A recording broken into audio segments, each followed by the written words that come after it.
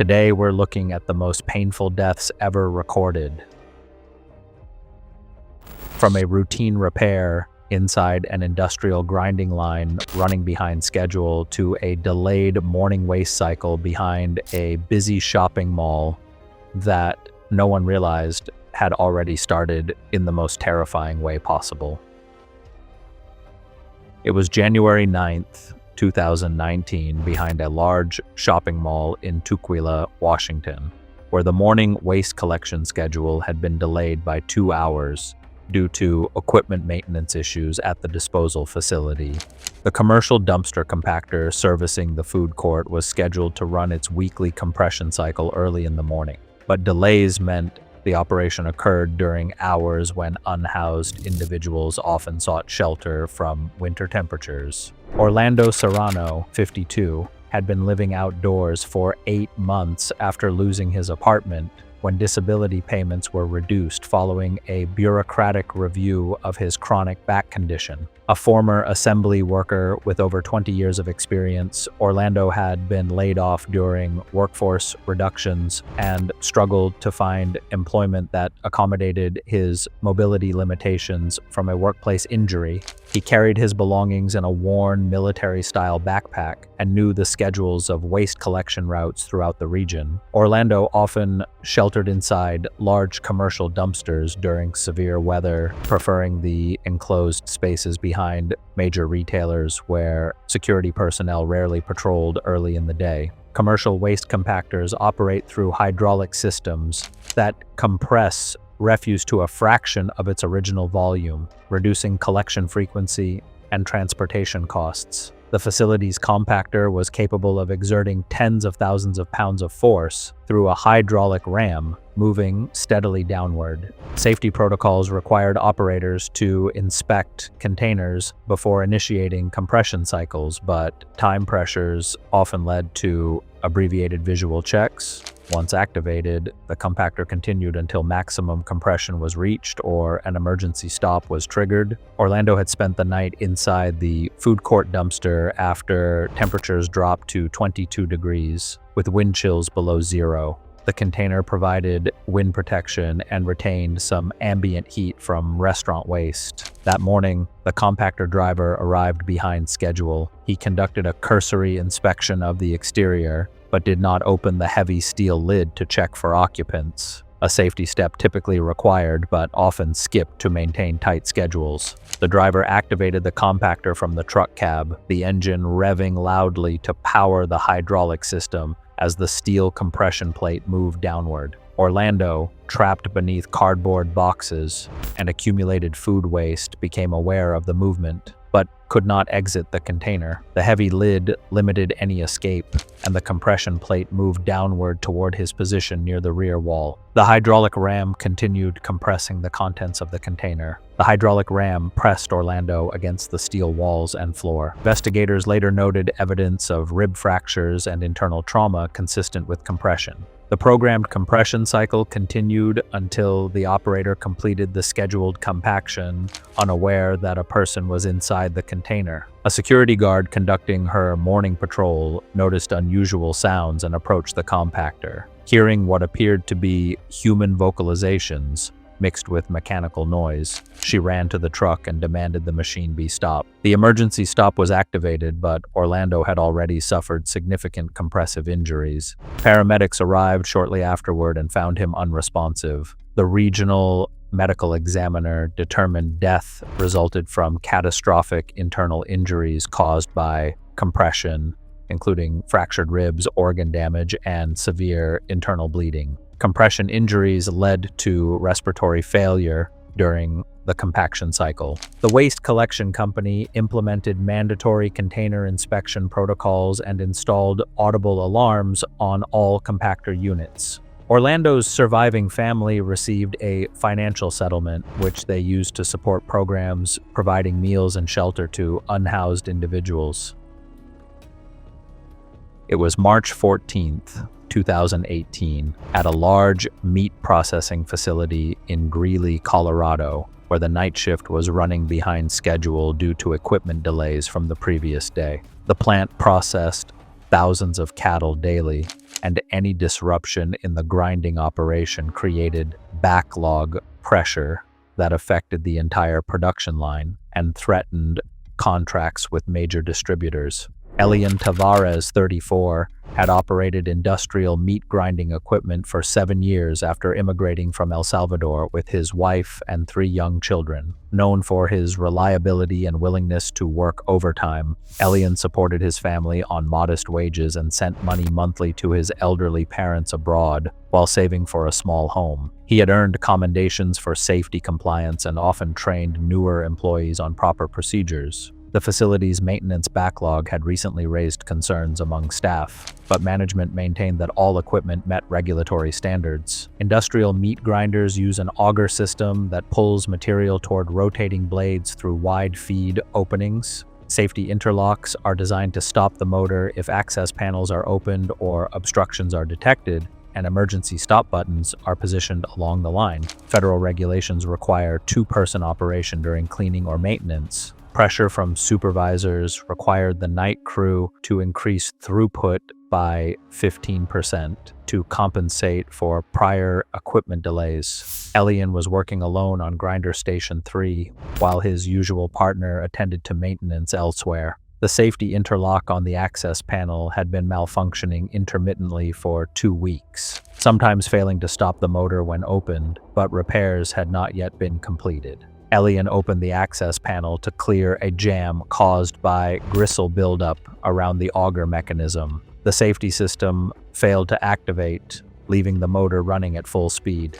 As he reached into the grinding chamber, a portion of his uniform became caught on the rotating auger screw, which immediately began pulling his right arm into the mechanism. The industrial motor generated immense torque, and Elian could not free himself, despite frantic attempts. The auger drew his arm deeper into the grinding chamber, fracturing bones in the forearm and then pulling his shoulder against the feed opening. The rotating blades caused a traumatic amputation at the shoulder. Major arteries were compromised during the incident, and the sequence of events caused rapid trauma to his torso as it contacted the feed opening. The motor continued running briefly, drawing his torso into the mechanism, resulting in severe internal injuries. Despite his struggles, Elian was trapped by the force of the machinery. Co-workers in nearby sections first noticed a change in the grinder's sound above the usual noise of the production floor, before realizing something was wrong and responding as quickly as possible, but the motor remained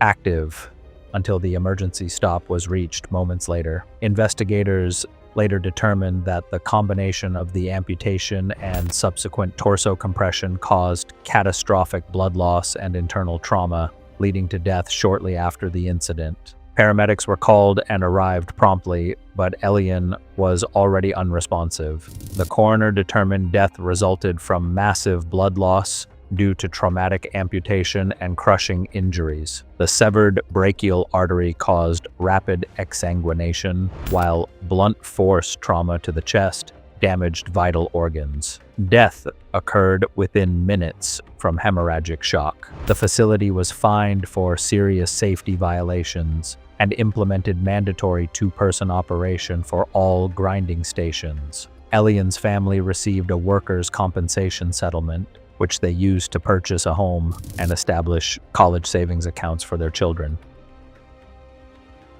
It was August 23, 2019, in Scarsdale, New York. The morning was humid as heat advisories were issued across the region. Fog saturated the soil and left large trees unstable. One such tree, an 80-foot white oak, had begun shifting toward a nearby home, prompting its removal.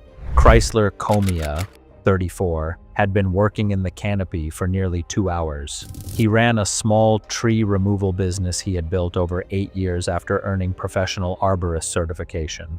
Known as a meticulous climber who refused to subcontract high-risk removals, Chrysler handled complex jobs himself, supporting his pregnant wife and 6-year-old son through high-end residential contracts. His reputation for precision work without property damage had earned steady referrals throughout Westchester's wealthiest neighborhoods. The homeowner had obtained multiple estimates. Chrysler's bid was $8,400, a job large enough to cover 2 months of equipment payments and health insurance premiums. Tree removal required systematic dismantling from top to bottom using climbing spikes, safety ropes, and chainsaws while suspended dozens of feet above ground. Chrysler wore a climbing harness connected to a flip line around the trunk with a backup safety rope anchored higher in the canopy. His Husqvarna 372XP chainsaw, weighing 14 pounds when fueled, hung from his hip on a separate lanyard. The oak's trunk measured 4 feet in diameter, requiring careful limb removal to prevent massive sections from striking the nearby house or him during a controlled fall. At any misstep, a single cut could leave him exposed high above the ground, with little chance to react. The morning's work proceeded normally as Chrysler removed upper branches. As the afternoon heat intensified, he began dismantling the final large limbs roughly 25 feet above the ground. The homeowner requested the work be completed before evening preparations began. Below, Chrysler's assistant, Joaquin Mariles, operated the wood chipper, while Chrysler prepared to cut a 12-inch diameter branch extending toward the house. The homeowner specifically insisted that this limb be removed in one piece, increasing the inherent risk of the operation. Chrysler positioned himself on the trunk's opposite side and began his undercut, a standard technique to prevent bark stripping. The branch, waterlogged from recent rains, was significantly heavier than expected. As his saw completed the relief cut, the decayed outer bark at the branch's base sheared under the lateral load, causing the trunk to shift and the flip line to slip slightly. The sudden movement sent Chrysler swinging laterally before his backup rope caught him, but the momentum slammed him into the trunk with considerable force. The impact drove Chrysler's torso against the oak's trunk, fracturing several ribs and forcing the air from his lungs. Witnesses later reported that he struggled to regain his breath as the chainsaw, secured by its lanyard, struck his left shoulder, causing a severe arterial injury. Blood loss began immediately, leaving him suspended and unable to secure himself or descend. Suspended approximately 15 feet above the ground and tangled in his safety rope, Chrysler remained conscious briefly, showing signs of severe distress before becoming unresponsive, according to Joaquin. Emergency services were called, but by the time firefighters arrived and lowered him using an aerial apparatus, he had already succumbed to his injuries. The medical examiner ruled the cause of death as exsanguination due to an arterial laceration, with contributing blunt force chest trauma, rib fractures, and probable concussion. Eye investigators concluded he died within minutes of the impact while suspended in his safety equipment. The homeowner's insurance carrier later reached a settlement with Chrysler's widow. The tree service ceased operations within 6 months, and the groundworker present at the scene left the industry permanently. It was October 3, 2016, on Northern Boulevard in Queens, New York, where afternoon rush hour traffic filled the intersection at 108th Street, a corridor known for frequent bicycle accidents but still widely used by commuters. Raviel Suarez, 27, worked as a bike courier for 3 years, while pursuing freelance audio engineering. Originally from Portland, he moved to New York with $800 and a fixed-gear bike, gradually building a client base of law firms, architects, and recording studios willing to pay for same-day delivery. His daily routes spanned 60 to 80 miles across the 5 boroughs, earning $180 to $220 per day. Known for speed and reliability, he thrived in an industry increasingly dominated by motorized delivery, despite his girlfriend urging him to find steadier work. That afternoon, Raviel carried 4 rush deliveries, including $15,000 in architectural plans bound for a midtown firm. Running behind schedule from an earlier flat tire, he chose Northern Boulevard's bus corridor over safer streets to make up time. The Q66 bus route ran frequently during rush hour, creating a predictable pattern messengers could navigate. Clear weather with shifting sun and shadows added visual challenges, but Raviel had successfully ridden this intersection hundreds of times, often threading between parked cars and moving traffic. Raviel approached the intersection traveling westbound at approximately 18 miles per hour alongside an MTA bus operated by Leonard Washington, a 12-year veteran driver. Security cameras captured Raviel riding parallel to the bus's right side as both vehicles approached the intersection, where the bus would make a scheduled right turn onto 108th Street. The bus activated its turn signal and began slowing, but Raviel maintained speed, apparently planning to pass the bus before it completed its turn. Multiple pedestrians waited at the corner crosswalk, and at least 6 witnesses observed the incident unfold. As the 40-foot bus began its wide right turn, Raviel attempted to accelerate past the vehicle's front corner. His front wheel struck a raised utility cover, causing him to lose balance and veer left directly into the bus's turning radius. The bus's right front corner struck Raviel's rear wheel, knocking him from his bike and under the chassis between the front and rear axles. Bus driver Washington felt a slight bump, but continued the turn, unaware of what had occurred. The massive rear dual wheels rolled over Raviel's torso and pelvis, leaving him pinned beneath the rear axle assembly. He showed signs of severe distress before becoming motionless as the bus completed its turn. The bus dragged him a short distance before Washington heard the shouting and applied the brakes. Investigators later determined that the impact caused extensive trauma to the chest and abdominal region, with severe internal injuries consistent with compression by the heavy vehicle. His helmet cracked but remained attached. His messenger bag was shredded and its contents scattered across the asphalt. A bystander called 911 and EMS arrived shortly after, but Raviel's condition deteriorated quickly as the crushing injuries caused severe internal trauma before he became unresponsive.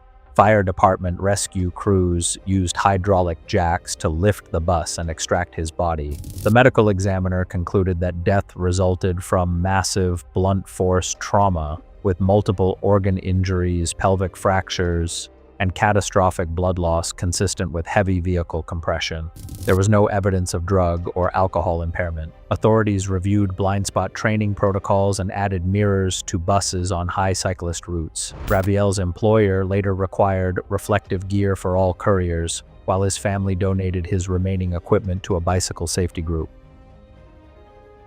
It was November 18, 2017, at a shopping mall in Paramus, New Jersey, where the main concourse escalators had been experiencing intermittent sensor malfunctions for several weeks, despite repeated service calls. The evening air was quiet as most shoppers had departed, leaving the upper and lower levels dimly lit. One escalator, the down unit from the second floor, had been reported to move at irregular speeds, creating a subtle but persistent hazard for anyone inspecting the machinery. Thomas Ababon, 48, had worked in mall security for over a decade after retiring from the local police department due to a knee injury. A methodical supervisor who took pride in thorough incident documentation, he often worked extra hours to supplement his pension. Known for personally investigating maintenance issues rather than relying solely on reports, Thomas earned respect from both colleagues and management. On this night, he was conducting his routine inspection of the escalators, aware that delayed repairs had left several units operating in a compromised state. Escalators operate through a continuous loop of metal steps attached to chains moving over sprockets at top and bottom landings. Safety sensors are designed to detect obstructions and automatically stop the mechanism when foreign objects enter the step gaps or side panels. The escalator Thomas was inspecting had a known history of intermittent sensor failures, meaning the system could not be relied upon to stop in the event of entanglement. Mall policy required staff to physically inspect any escalator showing irregular behavior while alerting maintenance personnel.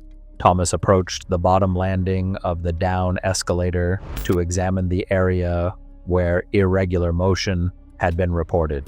The escalator was officially closed with barrier cones, but the steps continued cycling slowly to prevent mechanical seizure. Wearing his standard security uniform with a loose jacket, radio on his belt, and slip-resistant shoes, Thomas knelt beside the moving steps to check for debris. As he leaned forward, the hem of his jacket brushed against the comb plate, the toothed metal plate where the moving steps disappear beneath the floor. The compromised sensor system failed to detect the obstruction. The escalator's chain mechanism pulled Thomas downward into the narrow gap between the step and landing plate. He attempted to pull himself free as the motor continued moving, drawing his torso deeper into the housing. His legs remained above ground, while his upper body became pinned against the machinery, restricting movement and breathing. A night custodian heard faint sounds from the concourse, discovered the entrapment, and immediately hit the emergency shutoff and called emergency services. According to responders, Thomas remained trapped and showed signs of severe distress until the escalator was shut down. Rescue teams dismantled sections of the escalator mechanism using hydraulic tools to extract Thomas's body. Investigators later determined that Thomas suffered massive internal trauma consistent with crushing injuries to the chest and abdomen, including multiple rib fractures and organ compression. The entrapment caused severe crushing trauma and rapid blood loss, leading to death shortly after the incident. Mall management later settled with Thomas's family and implemented mandatory safety upgrades to all escalators. Workplace safety authorities cited the facility for violations and required enhanced inspection protocols. Thomas's family used the settlement funds to support his daughter's college education. It was February 26, 2020, in the basement boiler room of a large urban hospital in Detroit, Michigan, where the primary steam heating system had been operating at maximum capacity for 6 consecutive days during an extreme cold snap. The aging boiler had been showing pressure irregularities since the previous evening, and emergency repairs were urgently required to maintain heat in patient care areas. Cale Montrose, 45, had maintained hospital mechanical systems for 18 years after earning his stationary engineering certification. A divorced father of 2 teenagers, he often worked extensive overtime to cover private school tuition and support obligations. Known for his ability to troubleshoot complex systems without calling outside contractors, Cale frequently handled high-risk repairs alone. Staffing shortages meant he was often responsible for tasks that normally required a full crew, and management had emphasized keeping the heating system running despite the risks posed by prolonged high-pressure operation. Hospital steam boilers operate under extreme temperature and pressure with superheated steam exceeding 340 degrees Fahrenheit and pressurized above 145 psi. Emergency maintenance normally required 2-person teams wearing full protective gear and following strict pressure reduction procedures before opening any access panels. The basement boiler room itself was sweltering, with ambient temperatures climbing above 90 degrees from radiant heat radiating off the massive steel vessels. The air was thick and humid, making breathing difficult even before the repair began. Cale had been ordered to repair a malfunctioning pressure relief valve on the primary boiler before the afternoon shift change.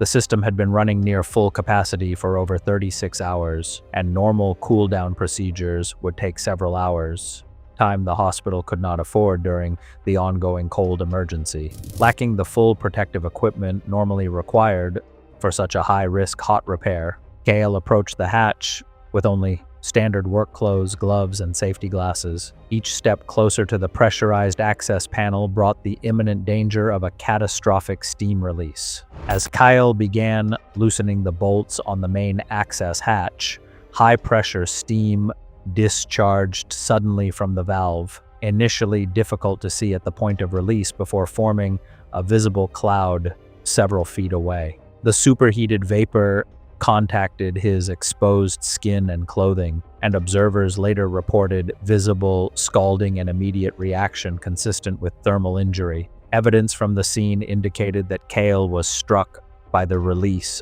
directly across the face, chest, and arms. The concentrated steam caused rapid, full-thickness burns to exposed areas and produced visible distress. Security personnel on site observed that Cale collapsed shortly after the release, unable to move or respond effectively.